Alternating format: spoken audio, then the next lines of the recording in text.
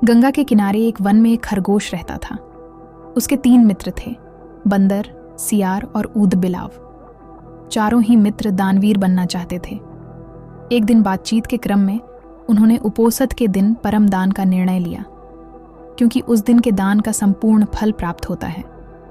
ऐसी बौद्धों की अवधारणा रही है। उपोष्ठ बौद्धों के धार्मिक महोत्सव का दिन होता है। जब उपोषद का दिन आया तो सुबह सवेरे सारे ही मित्र भोजन की तलाश में अपने अपने घरों से बाहर निकले।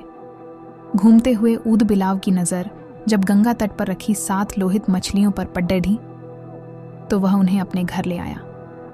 उसी समय सियार भी कहीं से दही की एक हांडी और मांस का एक टुकड़ा चुरा अपने घर को लौट आया।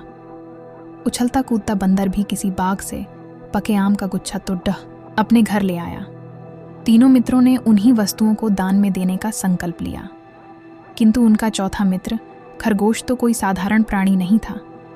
उसने सोचा, यदि वह अपने भोजन अर्थात घास पात का दान जो करे तो दान पाने वाले को शायद ही कुछ लाभ होगा। अतः उसने उपोषद के अवसर पर याचक को परम संतुष्ट करने के उद्देश्य से स्वयं को ही दान में देने का निर्णय लिया। उसके स्वयं के त्याग का निर्णय संपूर्ण ब्रह्मांड को दोलायमान करने लगा और शक्र के आसन को भी तप्त करने लगा। वैदिक परंपरा में शक्र को शक्र या इंद्र कहते हैं। शक्र ने जब इस अति अलौकिक घटना का कारण जाना तो सन्यासी के रूप में वह उन चारों मित्रों की दान परायणता की परीक्षा लेने स्वयं ही उनके घरों पर पहुंचे। ऊद बिलाव, सियार और बंदर ने शक्र को अपने अपने घरों से क्रमशः मछलियां, मांस और दही एवं पके आम के गुच्छे दान में देना चाहा, किंतु शक्र ने उनके द्वारा दी गई दान को वस्तुओं को ग्रहण नहीं किया। फिर वह खरगोश के पास पहुंचे और दान की याचना की।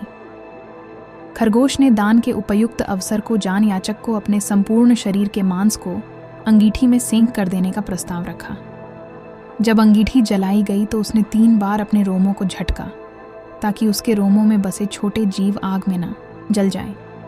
फिर वह बड्ढी शालीनता के साथ जलती आग में कूद पड़ा। शक्र उसकी दानवीरता पर स्तब्ध हो उठे। चिरकाल तक उसने ऐसी दानवीरता न देखी थी और न ही सुनी थी। हाँ, आश्चर्य! आग ने खरगोश को नहीं जलाया, क्योंकि वह आग जादुई थी। शक्र के द्वारा किए गए परीक्षण का एक माया जाल था।